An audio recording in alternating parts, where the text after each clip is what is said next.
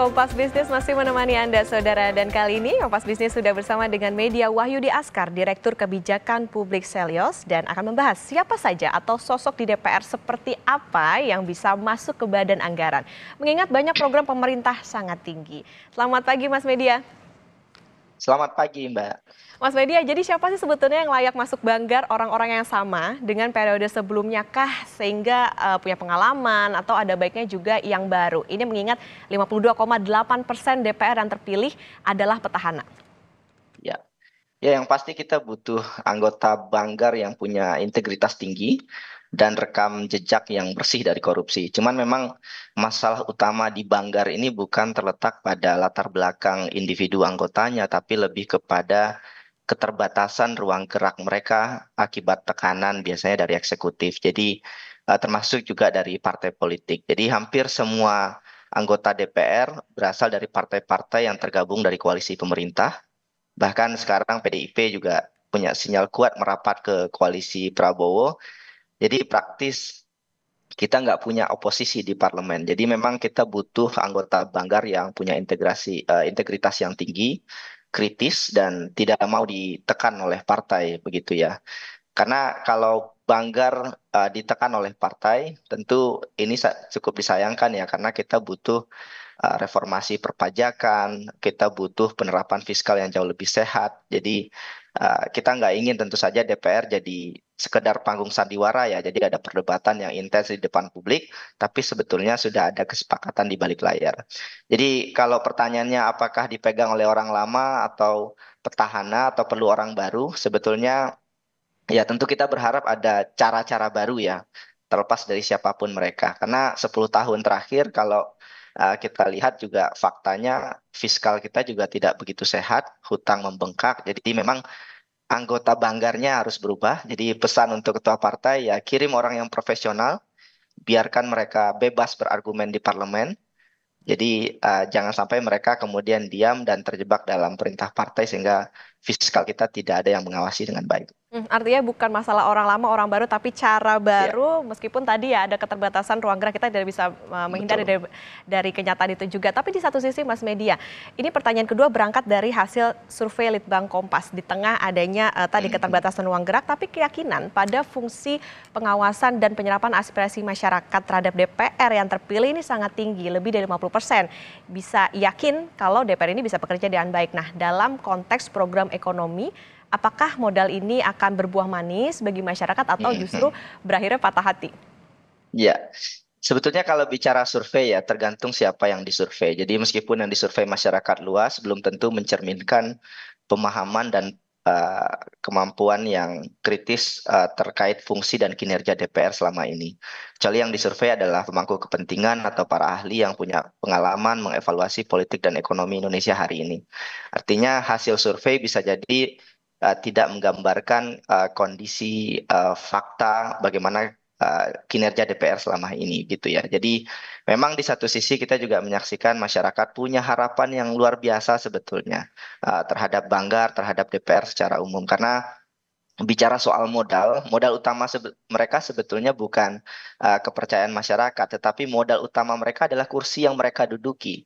Jadi mereka punya jabatan yang punya legitimasi yang sangat kuat ya untuk berdampak langsung kepada masyarakat. Jadi mereka punya modal yang kuat untuk mengerem laju hutang yang tidak karu-karuan, mendorong pajak yang lebih progresif, termasuk juga mendorong pendanaan perlindungan sosial yang lebih efektif. Jadi tentu ini kita bisa lihat dalam kerangka besar bahwa mereka dilantik, kemudian mereka bekerja, tentu rakyat berharap DPR berpikir untuk kesejahteraan masyarakat ya, bukan untuk kepentingan kelompok tertentu atau oknum di dalam partai yang kemudian hanya mengarahkan kebijakan ini untuk fiskal yang lebih tidak sehat. Yakin aja nggak cukup, jadi balik lagi ke yang awal ya, soal bagaimana Ya. yang dituntut adalah soal integritas dan juga sikap kritis dari wakil rakyat itu sendiri, terutama yang ada di Banggar. Sebetulnya kemampuan checks and balances seperti apa sih Mas Media yang harus dimiliki DPR khususnya Banggar dan juga Balek untuk mengawal program Prabowo Gibran, terutama kita tahu juga ini menghadapi rasio utang Ya, yang ya, naik, kemudian juga betul. defisit yang melebar. Seperti apa Mas Media? Iya. Iya, kita butuh anggota Banggar yang lebih ketat ya memeriksa laporan keuangan pemerintah, dan melakukan audit secara berkala untuk mengidentifikasi potensi penyalahgunaan anggaran. Jadi saat ini contohnya misalkan dana yang masuk dalam kategori lain-lain di RAPBN 2025 itu besar sekali. Nah, ini harus diawasi oleh Banggar. Kita juga butuh Banggar dan anggota legislatif yang punya kemampuan analisis ekonomi yang kuat gitu ya. Sehingga ketika pemerintah datang dengan data, maka anggota dewan, anggota Banggar juga harus mampu berargumen gitu ya. Jadi ketika eksekutif datang dan bilang bahwa rasio hutang kita aman, bahkan dibandingkan dengan Malaysia dan Jepang yang sebetulnya tidak apple to apple, maka jangan kemudian Banggar terpukau begitu saja. Jadi perlu Banggar yang kritis, yang berani, punya intuisi ekonomi yang matang, sehingga ketika berhadapan dengan orang-orang pintar yang di eksekutif, Banggar itu juga harus lebih pintar daripada eksekutif. Jadi kita perlu mengawal kebijakan fiskal ini jauh lebih efektif, ya berani dan Banggar punya kekuatan untuk itu. Masyarakat biasa seperti saya nggak punya kekuatan dan legitimasi, dan itu hanya dimiliki oleh Banggar untuk mengawasi pemerintah. Lebih ketat, lebih Hmm, detail lagi soal bagaimana hmm, audit, kemudian hmm. juga ahli dan juga nggak permisif nih terhadap Ya, apa-apa saja yang betul. dibilang sama pemerintah. Oke, tapi di satu sisi DPR ini kan juga wakil rakyat. Jadi gimana publik bisa terlibat menjalankan fungsi sosial terhadap kinerja DPR? Tanda-tanda apa sih sebetulnya bisa Ya, diwaspadai, terutama gejala otoritarianisme jika, ya. tapi ini bilang jika ya Mas ya, eksekutif Hmm, dan legislatif ini bersatu di tangan presiden. betul. Iya, masyarakat mulai hari sekarang harus aktif dalam forum publik, baik online maupun offline, berdiskusi dengan eksekutif dan legislatif, bahkan sesederhana bikin petisi atau mungkin menggunakan media sosial mereka untuk menyampaikan aspirasi. Bahkan masyarakat juga bisa memberikan hukuman sosial bagi anggota Banggar, anggota legislatif yang tidak pro rakyat dengan menyampaikan keluhan kritik di akun-akun media sosial mereka. Jadi ini masyarakat perlu didorong juga untuk lebih aktif gitu ya mengawasi anggota DPR ini. Termasuk juga anggota DPR kalau reses itu temui masyarakat begitu ya. Nah, kalau mereka tidak menemui masyarakat dan masyarakat juga jangan permisif juga. Kalau mereka nggak berpihak kepada masyarakat ya tolak mereka untuk masuk ke kampung gitu ya. Jadi dalam konteks pengawasan kita perlu lebih kuat karena gejala otoritarianisme mungkin saja terjadi.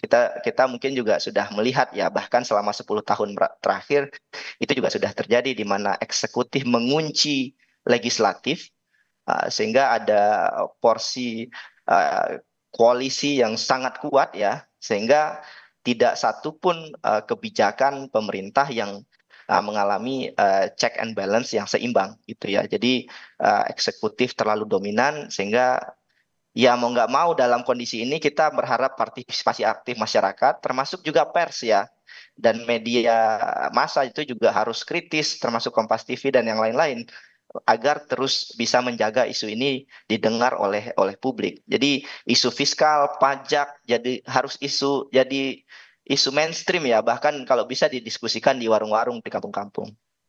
Oke, berarti bagaimana catatannya adalah bagi masyarakat tentu Hmm, pengawasan terhadap anggota dewannya seperti apa nih, apalagi di depan juga tentunya kita melihat banyak sekali tantangan-tantangan yang akan dihadapi ekonomi di dalam negeri. ya. Mas Media, kita sedikit keluar dari konteks target ekonomi. Bicara soal data KPK sejak 2004 sampai 2023 ini ada 76 kasus korupsi yang melibatkan DPR. Bahkan ada pimpinan DPR periode 2019-2024 yang terjerat korupsi. Kalau Ya. ini terjadi, apakah mempengaruhi persepsi investor?